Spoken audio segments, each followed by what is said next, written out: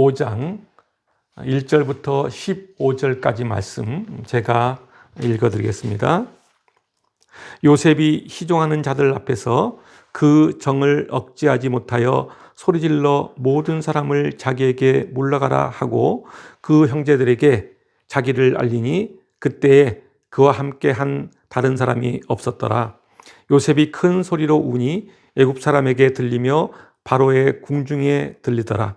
요셉이 그 형들에게 이르되 나는 요셉이라. 내 아버지께서 아직 살아 계시니이까. 형들이 그 앞에서 놀라서 대답하지 못하더라. 요셉이 형들에게 이르되 내게로 가까이 오소서. 그들이 가까이 가니 이르되 나는 당신들의 아우 요셉이니 당신들이 애굽에 판 자라. 당신들이 나를 이곳에 팔았다고 해서 근심하지 마소서. 한탄하지 마소서. 하나님이 생명을 구원하시려고 나를 당신들보다 먼저 보내셨나이다. 이 땅에 2년 동안 흉년이 들었으나 아직 5년은 밭갈이도 못하고 추수도 못할지라. 하나님이 큰 구원으로 당신들의 생명을 보존하고 당신들의 후손을 세상에 두시려고 나를 당신들보다 먼저 보내셨나니 그런즉 나를 이리로 보낸 이는 당신들이 아니요 하나님이시라. 하나님이 나를 바로에게 아버지로 삼으시고 그 온 집의 주로 삼으시며 애굽 온 땅의 통치자로 삼으셨나이다. 당신들은 속히 아버지께로 올라가서 아뢰기를 아버지의 아들 요셉의 말에 하나님이 나를 애굽 전국의 주로 세우셨으니 지체 말고 내게로 내려오사 아버지의 아들들과 아버지의 손자들과 아버지의 양과 소와 모든 소유가 곧센 땅에 머물며 나와 가깝게 하소서. 흉년이 아직 5해가 있으니 내가 거기서 아버지를 봉양하리이다. 아버지와 아버지의 가족과 아버지께 속한 모든 사람에게 부족함이 없도록 하겠나이다 하더라고 전하소서. 당신들의 눈과 내 아우 베냐민의 눈이 보는 바 당신들에게 이 말을 하는 것은 내 입이라. 당신들은 내가 애굽에서 누리는 영화와 당신들이 본 모든 것을 다 내 아버지께 아뢰고 속히 모시고 내려오소서 하며 자기 아우 베냐민의 목을 안고 우니 베냐민도 요셉의 목을 안고 우니라. 요셉이 또 형들과 입 맞추며 안고 우니 형들이 그제서야 요셉과 말하니라. 아멘. 오늘 본문에 등장하는 요셉은 엄청난 고난과 시련 속에서도 하나님의 주권을 인정하며 살았던 인물입니다. 그는 형들의 시기 질투로 애굽으로 팔려가는 신세가 됩니다. 애굽으로 팔려간 요셉은 애굽 왕 신의 대장의 보디발의 종으로 살다가 억울한 누명을 쓰고 감옥에 가는 신세가 되고 맙니다. 이런 인생을 살다 보면은 아마도 대부분의 사람들은 부모, 형제를 원망하거나 또는 자신의 삶을 비관하면서 이제 내 인생은 끝났어 라는 생각을 할 것입니다. 그러나 요셉은 자신의 삶이 노예로 팔려가고 감옥에 들어가는 신세가 되어도 세상을 원망하며 살지 않았습니다. 그는 자신의 인생 주관자는 하나님이라는 믿음이 있었기에 어떠한 환경과 여건에도 휘둘리지 않았습니다. 요셉은 자신의 삶 전체에 하나님이 개입하셔서 모든 것을 좋게 하실 것이라는 믿음으로 살았습니다. 결국 요셉은 오랜 시간이 지나서 애굽의 총리가 되었고 자신을 노예로 팔았던 형들을 드디어 만나게 됩니다. 온 땅이 기근으로 먹을 양식이 없자 요셉의 형제들은 식량을 구입하고자 애굽으로 내려옵니다. 이때 그들은 애굽의 총리가 된 요셉을 만났지만 그들은 요셉을 알아보지 못합니다. 2번씩이나 만나지만 그들은 애굽의 총리가 설마 자신들이 노예로 팔았던 동생 요셉이라고는 상상도 못했기 때문입니다. 요셉은 형들이 식량을 구하기 위해 애굽에 내려오자 그들을 시험함으로써 그들이 지난날의 잘못에 대해 진정으로 회개할 수 있는 그 기회를 줍니다. 그리고 그로 인하여 형제간의 진정한 죄를 이루고 자신의 가족을 애굽으로 이주시키려는 하나님의 섭리에 부응하고자 합니다. 요셉은 자신을 찾아온 형제들을 두 번에 걸쳐서 그들의 생각과 태도를 시험해 봅니다. 왜냐하면 그들이 진정으로 변화받아 새로운 삶을 살고 있는지가 궁금했기 때문입니다. 그들의 진심 어린 회개와 형 유다의 감동스러운 탄원 앞에서 요셉은 오랫동안 참았던 정을 억제하지 못하고 마침내 대성통곡하며 형제들 앞에서 자신의 신분을 밝히고 재회의 기쁨을 나눕니다. 오늘 이 본문은 요셉이 형제들에게 자신의 실물을 밝히고 화해하는 장면입니다. 1절부터 5절 말씀입니다. 요셉이 희종하는 자들 앞에서 그 정을 억제하지 못하고 소리질러 이르되 모든 사람을 자기에게서 물러가라 하고 그 형제들에게 자기를 알리니 그때에 그와 함께한 다른 사람이 없었더라. 요셉이 큰 소리로 우니 애굽 사람에게 들리며 바로의 궁중에 들리더라. 요셉이 그 형들에게 이르되 나는 요셉이라. 내 아버지께서 아직 살아 계시니까? 형들이 그 앞에서 놀라서 대답하지 못하더라. 요셉이 형들에게 이르되 내게로 가까이 오소서. 그들이 가까이 가니 이르되 나는 당신들의 아우 요셉이니 당신들이 애굽에 판 자라. 당신들이 나를 이곳에 팔았다고 해서 근심하지 마소서. 한탄하지 마소서. 하나님이 생명을 구원하시려고 나를 당신들보다 먼저 보내셨나이다. 3절을 보면은 요셉은 형제들에게 자신의 신분을 밝힙니다. 뭐라고 말씀하죠? 나는 요셉이라. 요셉의 형제들이 이 소리를 듣는 순간 얼마나 큰 충격을 받았을까요? 그들은 아마도 온몸이 얼어붙은 듯한 느낌을 받았을 것입니다. 생각해 보십시오.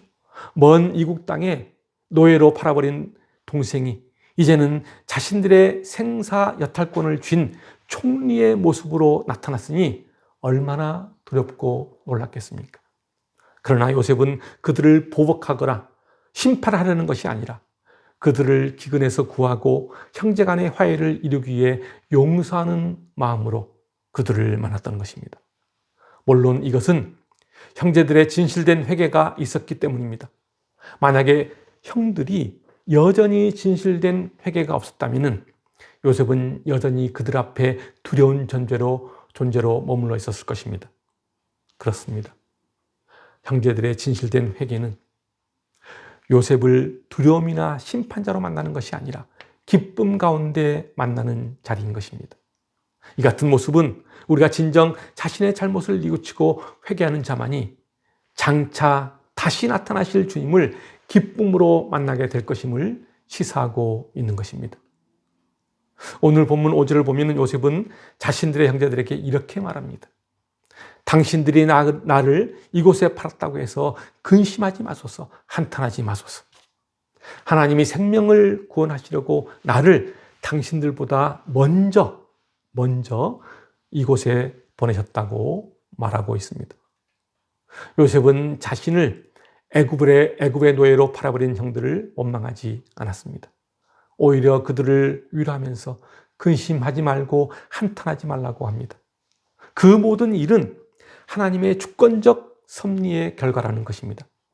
비록 자신을 애굽의 노예로 팔아버린 형들의 행위는 악한 행동이었지만 요셉은 그들의 악한 행위의 배후에 계신 하나님의 주권적 섭리의 손길을 바라보았기에 형들에 대한 인간적인 원망과 서운함을 벗어버리고 그들을 용서하며 위로할 수 있었던 것입니다. 그렇습니다. 그것은 원수의 악행까지도 선으로 바꾸사 당신의 뜻을 이루어가시는 하나님의 주권적 섭리의 손길을 바라보았기에 가능했습니다. 그래서 로마서 8장 28절은 이렇게 말씀하고 있습니다. 우리가 알거니와 하나님을 사랑하는 자, 곧 그의 뜻대로 부르심을 입은 자들에게는 모든 것이 합력하여 선을 이룬다고 말씀하고 있습니다. 그렇습니다. 우리가 하나님의 주권과 섭리를 믿고 인정한다면 우리 모두는 요셉과 같이 원수와 핍박하는 자를 품을 수 있을 것입니다. 마태복음 5장 43절부터 45절까지는 또 이렇게 말씀하고 있습니다. 또 내 이웃을 사랑하고 내 원수를 미워하라 하였다는 것을 너희가 들었으나 나는 너희에게 이르노니 너희 원수를 사랑하며 너희를 박해하는 자를 위하여 기도하라. 이같이 한즉 하늘에 계신 너희 아버지의 아들이 되리니 이는 하나님이 그 해를 악인과 선인에게 비추시며 비를 의로운 자와 불의한 자에게 내려주심이라. 원수를 사랑하고 나를 핍박하는 자를 품고 기도한다는 것은 결코 쉬운 일이 아닙니다. 그러나 우리가 그런 기도를 할 때 주님은 나의 아버지가 되시고 나는 하나님의 참된 자녀, 즉 신실한 그리스도인이 되는 것입니다. 이런 기도는 모두에게 쉽지 않은 기도입니다. 그러나 그럼에도 우리가 이 같은 주님의 말씀대로 원수까지도 사랑하는 선한 믿음으로 그들을 위해 기도한다는 것은 궁극적으로 우리의 유익을 위해서입니다. 더 쉽게 이야기하면 악을 악으로 갚는 것은 이 땅의 평화가 정착되지 못하고 서로를 죽이고 죽는 결과만을 가져와 세상을 혼란스럽게 만들 뿐이라는 사실입니다. 폭력으로 원수를 복수하는 일은 때로는 시원하고 통쾌한 일일 수도 있습니다. 그러나 그것은 잠시 마음이 시원하고 통쾌할 수는 있으나 결코 바람직한 모습은 아닙니다. 폭력은 폭력을 낳고 복수는 복수를 낳는 법입니다. 그래서 보복이 악순환되어 우리의 삶에 유익을 주지 못합니다. 상대를 해치려는 마음을 가진 사람은 우선 자기 자신이 먼저 더러워집니다. 그러면은 세상의 죄와 불의에 쉽게 오염되고 마음속에는 증오와 미움으로 가득 차 있어서 사단의 앞잡이가 될 뿐입니다. 이게 얼마나 손해입니까? 그러므로 우리는 주님이 가르쳐 주신 원수를 사랑하고 그들을 위해 기도하라는 말씀대로 그들을 위해 기도하고 모든 것은 하나님께 맡겨야 합니다. 결국 하나님께서는 원수를 사랑하는 자의 손을 들어주실 때가 올 것입니다. 다윗은 자신을 죽이려고 했던 사울을 늘 용서하며 판정승을 선언받았듯 우리도 그리해야 합니다. 우리가 악인들을 응징하는 영화를 보면은 마음이 시원하고 통쾌할 때가 있지만은 그것은 잠시뿐입니다. 그러한 삶은 결코 우리의 인생에 유익이 되지 못합니다. 그래서 성경은 줄곧 악을 악으로 갚지 말라고 요청하고 있는 것입니다. 데살로니가전서 5장 15절 말씀입니다. 삼가 누가 누구에게든지 악으로 악을 갚지 말게 하고 서로 대하든지 모든 사람을 대하든지 항상 선을 따르라.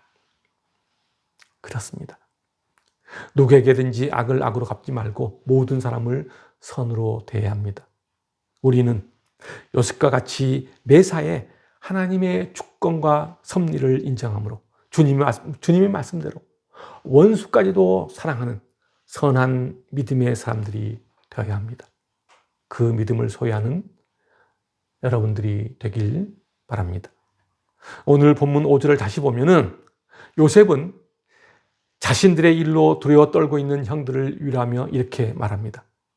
하나님이 생명을 구원하시려고 나를 당신들보다 먼저 보내셨나이다. 그리고 또 8절을 보면은 나를 이리로 보낸 이는 당신들이 아니요 하나님이시라 라고 말하고 있습니다. 요셉이 형들에 의해 노예로 팔려와 온갖 고생과 시련을 당하게 된 것은 하나님의 섭리의 결과임을 말하고 있는 것입니다.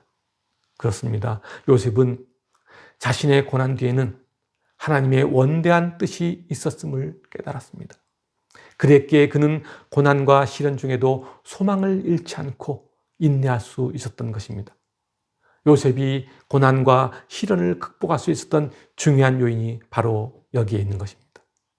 만약에 하나님의 섭리의 손길을 요셉이 깨닫지 못했다면 형들에 의해 노예로 팔렸을 때나 보디발의 아내의 모함을 받고 감옥에 갇혔을 때 그는 하나님을 원망하고 사람들을 원망하며 커다란 절망에 빠져 살았을 것입니다. 그러나 성경 어디에도, 그 어디에도 요셉이 고난 가운데 하나님과 사람들을 원망했다거나 절망했다는 기록은 전혀 없습니다. 오히려 요셉은 고난 중에 더욱 하나님을 의지했음을 보여주고 있습니다. 그렇습니다. 하나님의 섭리와 하나님의 손길을 깨닫는 것은 인생의 시련과 역경을 극복할 수 있는 원동력이 됩니다. 우리가 세상을 살다 보면은 필연적으로 고난과 시련을 만나게 됩니다. 그럴 때 우리는 요셉이 그러했던 것처럼 고난과 시련 속에 담겨 있는 하나님의 뜻과 손길을 바라보아야 합니다. 그것이 우리를 절망 가운데 살지 않게 만들고 고난과 시련을 극복하면서 이후에 주어지는 하나님의 축복과 영광을 누릴 수 있는 것입니다. 그 축복과 영광이 여러분의 삶에 항상 함께하길 소망합니다. 다시 오늘 본문 7절을 보면은 요셉은 하나님께 그의 형들의 손을 빌려 자신을 애굽에 보내신 데에는 분명한 목적이 있음을 깨달았습니다. 7절을 보겠습니다. 하나님이 큰 구원으로 당신들의 생명을 보존하고 당신들의 후손을 세상에 두시려고 나를 당신들보다 먼저 보내셨나이다. 그렇습니다. 하나님이 요셉을 택하여 애굽에 먼저 보내신 것은 요셉의 가족들의 생명을 구원하는 도구로 삼기 위함이었습니다. 요셉의 가족들과 그 후손들의 생명을 보존하시려는 하나님의 계획과 섭리를 요셉은 정확하게 깨닫고 있었습니다. 요셉의 말처럼 하나님께서는 요셉을 먼저 애굽에 보내셔서 그의 가족들이 극심한 기근 중에 피할 수 있는 길을 예비하셨던 것입니다. 2년간의 기근으로 요셉의 가족들은 죽을 수밖에 없는 절박한 상황 속에 절망하고 있었지만 하나님께서는 요셉을 통하여 구원을 예비하고 있었던 것입니다. 하나님께서는 당신의 백성에게 고난을 주시되 반드시 피할 길도 함께 예비하신다는 사실입니다. 비록 고난이 내 삶을 휩쓸어 아무런 희망도 보이지 않고 절망적으로 보이지만 그 고난 뒤에는 항상 하나님의 구원의 손길이 예비되어 있다는 사실을 우리 모두는 기억해야 합니다. 우리가 고난당할 때 우리를 위하여 이미 피할 길을 예비하시고 더욱 풍성한 은혜를 베푸실 하나님을 바라본다면 우리는 능히 모든 고난을 기쁨으로 이겨낼 수 있을 것입니다. 고린도전서 10장 13절은 이렇게 말씀하고 있습니다. 사람이 감당할 시험 밖에는 너희가 당한 것이 없나니 오직 하나님은 미쁘사 너희가 감당하지 못할 시험 당함을 허락하지 아니하시고 시험 당할 즈음에 또한 피할 길을 내사 너희로 능히 감당하게 하신다고 말씀합니다. 사랑하는 성도 여러분, 요셉은 자신의 고난과 시련은 하나님의 주권적 섭리임을 인정했습니다.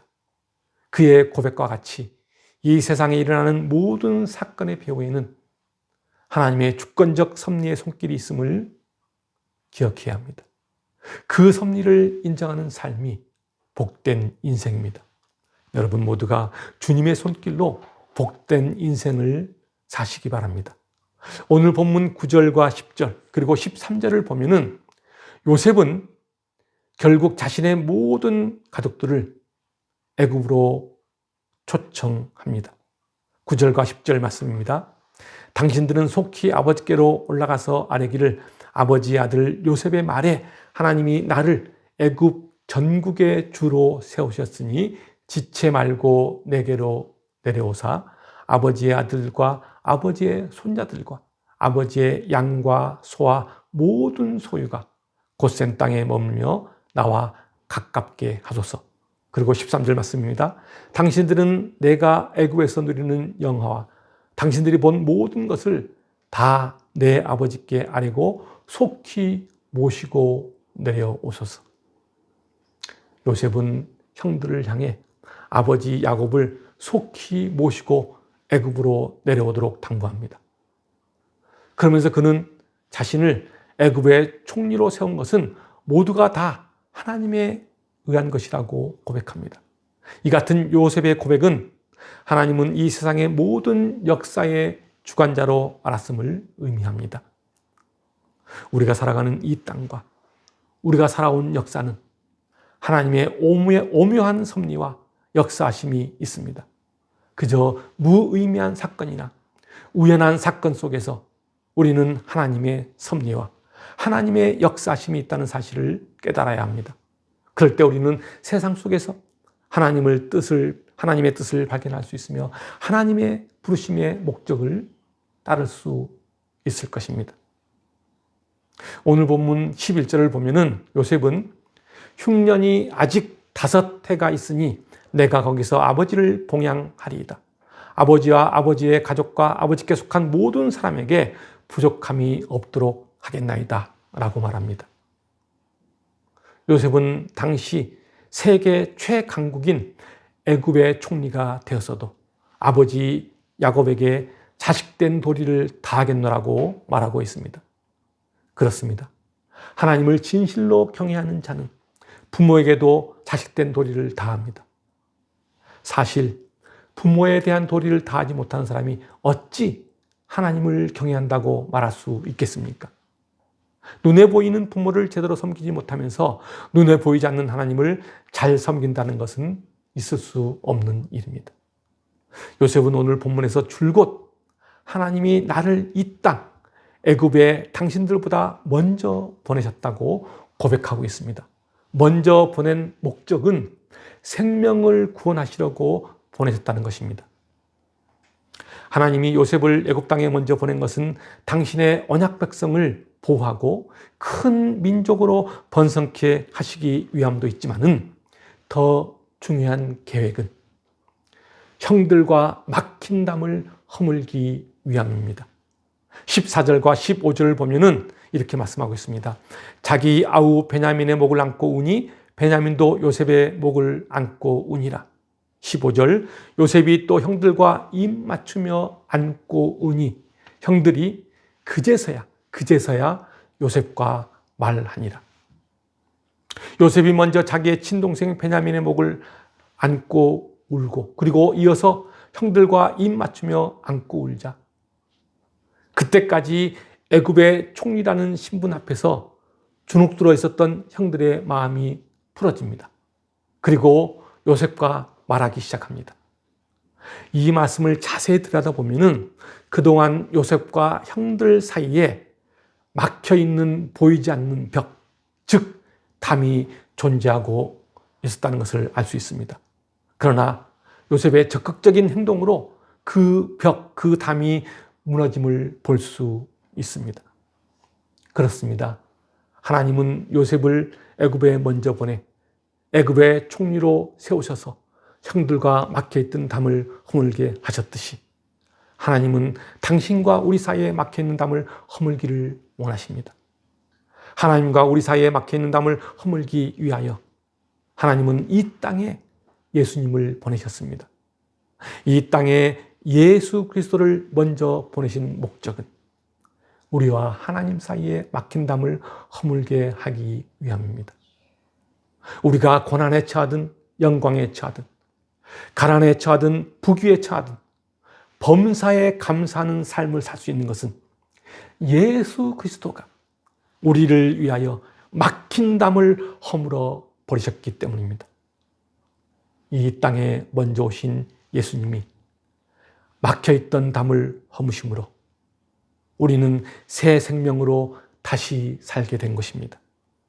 그 믿음이 여러분을 복되고 풍성한 길로 인도하실 것입니다. 우리를 위하여 이 땅에 먼저 오신 예수 그리스도와 동행하며 믿음으로 고백하는 여러분이 되시길 주님의 이름으로 축원합니다. 기도하겠습니다.